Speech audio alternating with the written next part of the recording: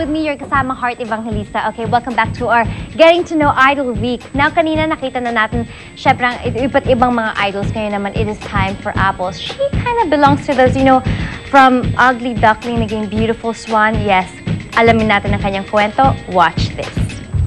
Beauty, brains, talent. Lahat ng yan ay mga katangiang meron si Apple. Pero ang hindi alam ng lahat, siya ay lumaki sa panghuhusga ng nakararami. Nung mag-start ako mag-aral, parang lahat okay naman. Pagdating sa weight ko, sa itsura ko. So, hindi nga lang yung baboy yung inaan nila sa akin eh. Tinawag din nila akong big. Lumaki siya na pinagdududahan ang sarili. Naisip ko na tao ba ako, inay? Mga ganon. Sa group namin, ako yung pinaka hindi talaga kagandahan nun. Kaya parang naisip ko na alam ko na bakit naman hindi masyado lumalapit yung boy sa akin. Malaki na siya, medyo mataba pa. Pero yung time na daw yun, medyo pumapayat na daw siya. Tapos maiksi yung buhok niya na madami. Naka-half pony na siya, pero nakaganon pa rin. So parang, wow, nakakatakot naman tong babae. Naging hadlang din ba ang kanyang itsura sa pag-abot ng kanyang pangarap? May time noon kasi may isang contest din sa school na parang feeling namin ng family ko na napili yung mas maganda, mas payat kaysa sa akin. Pero hindi nagpatalo si Apple. Talagang nagpapayat ako, nag-after 6, kaya talagang pumayat ako noon. Nagawa kong malampasan yung problema ko sa weight dahil sa discipline. Parang para magawa mo yung goal mo, kailangan talaga ng disiplina sa sarili. Determined ka to achieve or to reach your goals para talagang maabot mo. At nagbunga ang lahat ng kanyang paghihirap. The ugly duckling has turned into a beautiful swan. Successful naman ako, payat naman ako. Mas dumami yung friends ko, tsaka yung mga old friends ko, nagpaparamdam ulit na kahit na hindi kami close nung high school, ngayon textmates na kami. Dahil rin siguro sa transformation ko, mas dumami yung friends ko. Ngayon, sa Philippine Idol, gusto niyang ipakita na hindi lang panglabas ang basihan ng pagkatao. Siguro sa tulong nung mga tao na umupo sa akin before. Kasi parang kung hindi nila ako inapi-epe, kung hindi nila ako sinabi ang baboy, parang hindi ko naman iisipin talaga yun eh. Sa mga sinabi nilang masasakit, parang yun yung nakapagpa-push sa akin na mas lalong magpayat at mag-stick dun sa goal ko. Super victorious.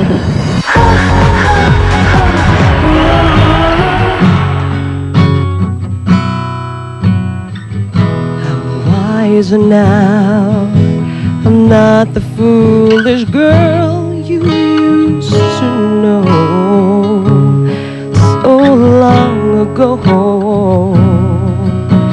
I'm stronger now, I've learned from my mistakes which way to go, and I should know.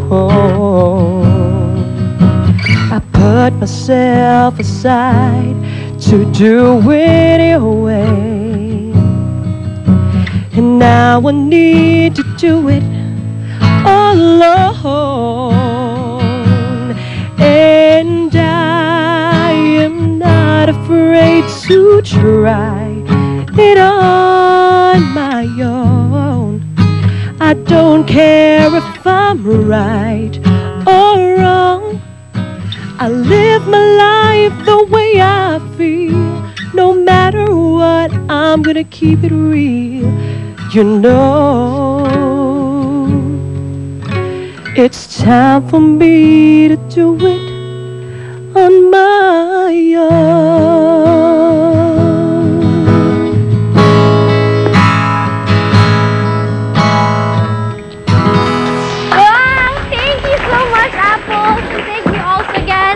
Randy Concepcion, thank you very much for gracing the show. Okay, isa ka talaga sa beautiful dito sa ating contest. Isa sa mga, di ba? Alright, I am so proud of you. Everybody's proud of you. Now, gusto ko lang sabihin to because I can really relate. I remember back in school, I used to eat my lunch in the bathroom. So, Talagang nakaka-relate ako sa'yo dahil Diba ina-apply ako ako? ng madaming tao dun sa school ko. But Were you anyway, taught before? yeah, no, hindi naman. Hindi ko alam bakit lang nila ako, trip lang siguro nila, di ba?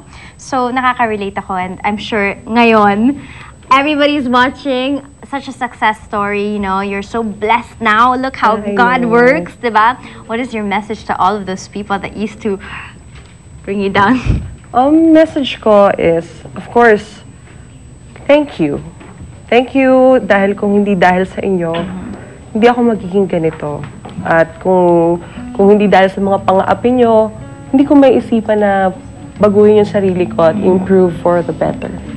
Kaya, salamat sa inyong lahat. Look at me now. I'm beautiful. Oh, I know. How about to your parents? They're so My proud. parents, syempre thank you din sobrang thank you sa parents ko kasi sila talaga very supportive sila sa mga ginagawa ko, from singing to pagpapapayat and lahat na talaga supportive sila, lagi silang nandyan. Kaya nagpapasalamat ako sa Panginoon dahil pinagkalooban niya ako ng parents na tulad ng mommy and daddy ko. Okay, stand up. Wait lang, bago tayo mag-commercial break, stand up and show everybody what you got now. Palakpakan namin natin si Apple. Alright, okay, you can sit down now. Matangkad ka eh. Alright, thank you very much. And you know what? I Love Philippine Idol will be right back.